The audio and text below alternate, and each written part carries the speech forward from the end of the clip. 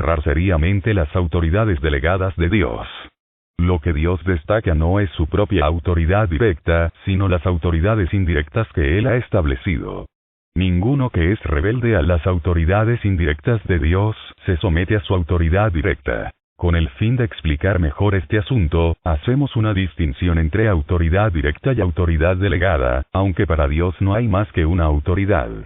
No despreciemos a las autoridades de la casa y de la iglesia. No desatendamos a ninguna de aquellas autoridades delegadas.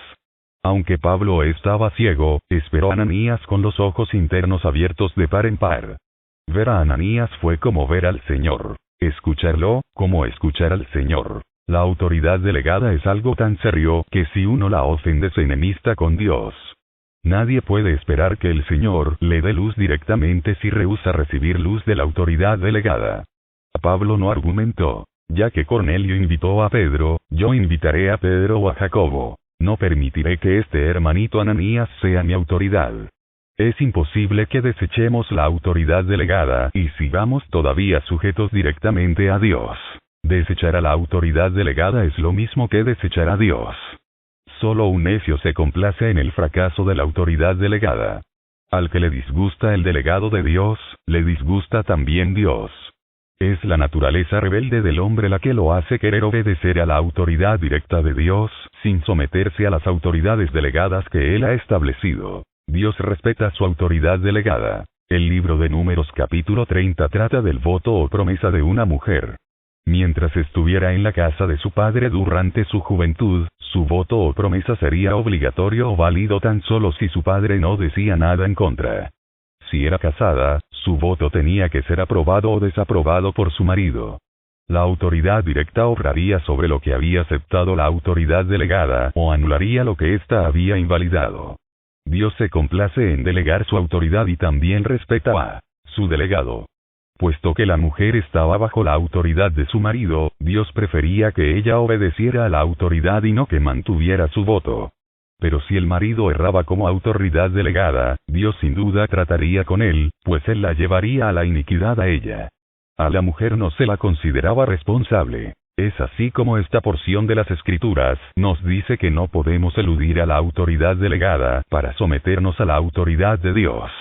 Habiendo delegado su autoridad en los hombres, Dios mismo no invalidará a la autoridad delegada. Más bien Él está restringido por la autoridad que ha delegado. Él confirma lo que ha confirmado la autoridad delegada y anula lo que está anulado. Dios siempre mantiene la autoridad que ha delegado. No tenemos, por lo tanto, más alternativa que someternos a las autoridades gobernantes. Todo el Nuevo Testamento está de parte de la autoridad delegada. La única excepción se halla en Hechos 5:29, cuando Pedro y los demás apóstoles respondieron al consejo judío que les prohibió enseñar en el nombre del Señor Jesús. En esa ocasión Pedro contestó, diciendo, es necesario obedecer a Dios antes que a los hombres. Esto se debió al hecho de que en este caso la autoridad delegada había violado claramente el mandamiento de Dios y, además, había pecado contra la persona del Señor. Una respuesta como la de Pedro solo puede darse en esta situación especial. En cualesquier otras circunstancias tenemos que someternos a las autoridades delegadas. Y jamás podremos conseguir la obediencia por medio de la rebelión. Capítulo 8. La autoridad del cuerpo. Porque así como el cuerpo es uno, y tiene muchos miembros, pero todos los miembros del cuerpo, siendo muchos, son un solo cuerpo, así también Cristo. Porque por un solo espíritu fuimos todos bautizados en un cuerpo, sean judíos o griegos, sean esclavos o libres. Y a todos se nos dio a beber de un mismo espíritu. Además, el cuerpo no es un solo miembro, sino muchos. Si dijera el pie, porque no soy mano, no soy del cuerpo, por eso no será del cuerpo. Y si dijere la oreja, porque no soy ojo, no soy del cuerpo, por eso no será del cuerpo. Si todo el cuerpo fuese ojo, ¿dónde estaría el oído? Si todo fuese oído, ¿dónde estaría el olfato? Mas ahora Dios ha colocado los miembros cada uno de ellos en el cuerpo, como Él quiso. Porque si todos fueran un solo miembro, ¿dónde estaría el cuerpo? Pero ahora son muchos los miembros, pero el cuerpo es uno solo. Ni el ojo puede decir a la mano, no te necesito, ni tampoco la cabeza a los pies, no tengo necesidad de vosotros. A los Corintios 12:21. Por tanto, si tu hermano peca contra ti, ve y repréndele estando tú y él solos. Si te oyere, has ganado a tu hermano. Mas si no te oyere, toma aún contigo a uno o dos, para que en boca de 2 o 3 testigos conste toda palabra. Si no los oyere a ellos, dilo a la iglesia. Y si no oyere a la iglesia, tenle por gentil y publicano. De cierto os digo que todo lo que atéis en la tierra, será atado en el cielo. Y todo lo que desatéis en la tierra, será desatado en el cielo. Mateo 18:15-18. La autoridad halla su más acabada expresión en el cuerpo. La manifestación más completa de la autoridad de Dios, se halla en el cuerpo de Cristo, que es su iglesia.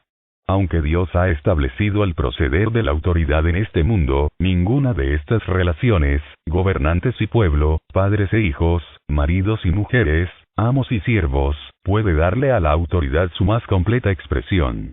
A raíz de que las muchas autoridades gobernantes de la tierra son todas ellas institucionales, hay siempre la posibilidad de apariencia de subordinación, sin que haya verdadera sumisión del corazón.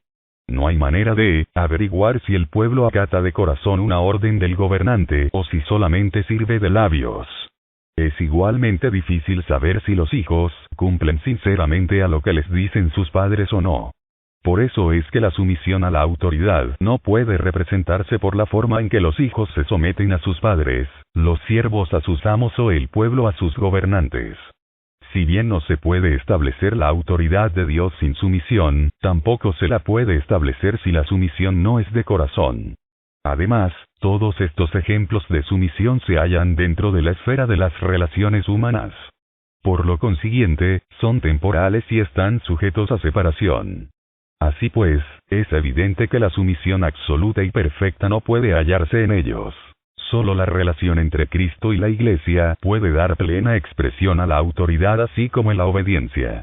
Porque Dios no llamó a la Iglesia a ser una institución. Él ordenó que fuera el cuerpo de Cristo. Con frecuencia, imaginamos a la Iglesia como una agrupación de creyentes que tienen la misma fe o como una reunión de almas cariñosas. Pero Dios la considera de manera diferente. Ella no solo representa la misma fe y amor unidos, sino que también, y aún más, se manifiesta como un cuerpo. La Iglesia es el cuerpo de Cristo, mientras que Cristo es la cabeza de la Iglesia. Las relaciones de padres e hijos, amos y siervos, y hasta maridos y mujeres, todas ellas pueden ser rotas. Pero la cabeza física y su cuerpo son inseparables. Siempre son uno. De igual manera, Cristo y la Iglesia tampoco pueden ser separados. La autoridad y obediencia que se hallan en ellos son de una naturaleza tan perfecta que superan a todas las otras manifestaciones de autoridad y obediencia. No obstante, el amor que los padres tienen por sus hijos, son propensos a emplear mal su autoridad. De igual modo, los gobernantes pueden dictar decretos injustos o los amos abusar de su autoridad. En este mundo, tanto la autoridad como la obediencia son imperfectas. Esto explica el por qué Dios desea establecer una autoridad y una obediencia perfectas en Cristo y en la Iglesia, siendo ellos la cabeza y el cuerpo, respectivamente. Puede ocurrir a veces que los padres lleguen hasta a herir a sus hijos, como asimismo los maridos a sus mujeres, los amos a sus siervos y los gobernantes a su pueblo. Pero ninguna cabeza le hará daño a su propio cuerpo. La autoridad de la cabeza no está sujeta a error, sino que es perfecta. De igual modo, la obediencia del cuerpo a la cabeza es perfecta.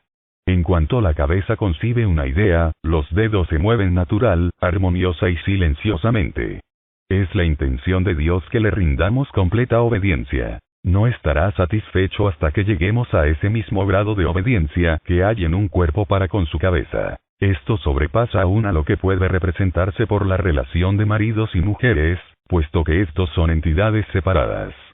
Pero en Cristo estos dos son uno. Él es la obediencia, así como también la autoridad. Ella es una en Él. Esto difiere del mundo, porque en esa esfera la autoridad y la obediencia son dos cosas separadas. No así en el caso del cuerpo y la cabeza. El movimiento de aquel requiere poco esfuerzo de ésta. El cuerpo se mueve gentilmente al más leve impulso de la cabeza. Esta es la clase de obediencia que satisface a Dios, no la sumisión que los hijos rinden a sus padres o las mujeres a sus maridos, sino la que el cuerpo rinde a su cabeza. Cuán opuesto es esto a la sumisión por medio de la subyugación. Cuando hayamos aprendido más acerca de la obediencia, se nos mostrará la diferencia entre el mandamiento de Dios y su voluntad. El primero es una palabra hablada por Dios, mientras que la última es una idea concebida en la mente de Dios. El mandamiento debe ser expresado, pero la voluntad puede ser tácita. El Señor Jesús actuaba de acuerdo con la voluntad de Dios así como con su palabra. De igual modo obrará Dios en su pueblo hasta que la relación existente entre Cristo y su iglesia se acomode al mismo modelo de la relación que hay entre Dios y su Cristo. Dios tiene que seguir trabajando hasta que obedezcamos a Cristo como Cristo obedece a Dios. La primera fase de la obra de Dios es hacerse la cabeza de Cristo. La segunda fase es hacer a Cristo cabeza de la iglesia. Dios obrará hasta que obedezcamos de inmediato su voluntad aún sin necesidad de ser disciplinados por el Espíritu Santo. La tercera fase es hacer del reino de este mundo el reino de nuestro Señor y de su Cristo. La primera fase ya ha sido cumplida, la tercera está por venir aún. Hoy estamos en la fase media. Su cumplimiento es absolutamente esencial para la introducción de la tercera fase. Hemos de obedecer aquí para que Dios haga lo que quiere o desobedeceremos, obstaculizando así la obra de Dios. Dios ha estado tratando de establecer su autoridad en el universo y la clave de ello es la iglesia. La iglesia está en el medio, sirviendo de eje. En esto, Dios nos viste con mucha más gloria. Sobre nuestros hombros recae la responsabilidad de manifestar la autoridad. Para el cuerpo es muy natural y agradable obedecer a la cabeza. Dios dispuso que la cabeza y el cuerpo participarán de una sola vida y una sola naturaleza. Es muy natural, por tanto, que el cuerpo obedezca a la cabeza. En realidad, en tal relación la desobediencia sería algo extraño. Por ejemplo, es normal que la mano se levante a la orden de la cabeza. Si la mano no respondiera, significaría que algo anda mal. De igual modo, el espíritu de vida que Dios nos dio es uno y el mismo que el que tiene el Señor. Así es la naturaleza de nuestra vida igual que la naturaleza de la suya. De este modo no hay ninguna posibilidad de discordia y desobediencia. En nuestros cuerpos físicos algunos movimientos son conscientes mientras que otros son automáticos. Porque la cabeza y el cuerpo están tan unidos que la obediencia incluye tanto lo consciente como lo automático. Por ejemplo, uno puede dar conscientemente un profundo suspiro o bien puede respirar con naturalidad sin ningún esfuerzo consciente. Nuestro corazón late automáticamente, no espera ninguna orden. Esta es la obediencia de la vida. La cabeza solicita la obediencia del cuerpo sin ruido ni compulsión, sin conflicto y en perfecta armonía. Pero hay muchos hoy que solo están dispuestos a obedecer mandamientos. Esto no es conveniente, porque tras el mandamiento está la voluntad y en ella está la ley de la vida. Ahora bien, tan solo la obediencia perfecta puede considerarse como obediencia a la ley de la vida. No puede considerarse obediencia a la que sea menos que lo que un cuerpo le rinde a su cabeza.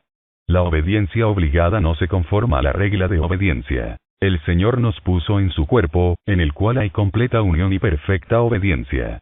Es realmente maravilloso ver que la mente del Espíritu Santo se desarrolla en los miembros, los que ni siquiera son conscientes de ser diferentes por lo indivisible de su relación y lo armonioso de su coordinación. A veces ni siquiera necesitamos pensar para coordinar las funciones de diversos miembros. En verdad es imposible describir con palabras humanas la armonía que existe entre los miembros. Pero cada uno de nosotros tenga cuidado para no ser un miembro enfermo y que produzca fricciones. Al vivir bajo la autoridad de Dios, debemos ser capaces de obedecer con toda naturalidad. En resumen, la iglesia no es tan solo un lugar para la comunión de los hermanos, sino también para la manifestación de la autoridad. Resistir a la autoridad de los miembros es resistir a la cabeza. Aunque a veces la autoridad del cuerpo se manifiesta directamente, con frecuencia lo hace en forma indirecta. No solo a la cabeza está sujeto el cuerpo. Sus diversos miembros, además, se ayudan mutuamente y están sujetos unos a otros. La mano derecha y la izquierda no tienen comunicación directa. Es la cabeza la que las mueve a ambas. La mano derecha no está en posición de dirigir a la izquierda y viceversa. Tampoco puede ordenar la mano que los ojos miren, sino que simplemente notifica a la cabeza y deja que ésta dé la orden a los ojos. Por eso es que todos los diversos miembros están igualmente cerca de la cabeza. Todo lo que hace un miembro se atribuye a la cabeza. Cuando miran mis ojos, soy yo quien mira, y así sucede también con mis pies y mis manos. Soy yo quien anda y trabaja. Por lo tanto, podemos concluir que el juicio del miembro es frecuentemente el juicio de la cabeza. La mano no puede ver por sí misma. Tiene que aceptar el juicio del ojo. Para la mano es pedir mal el pedir que le permitan ver por sí misma o que la cabeza mire. Pero es en este mismo aspecto donde se halla la falta común de los hijos de Dios. Necesitamos reconocer en otros miembros la autoridad de la cabeza. La función de cada miembro es limitada. El ojo es para ver, la mano, para trabajar, el pie, para andar. Debemos, por lo tanto, aprender a aceptar las funciones de los otros miembros. No debemos rechazar la función de ningún miembro. Si el pie rechazara a la mano, sería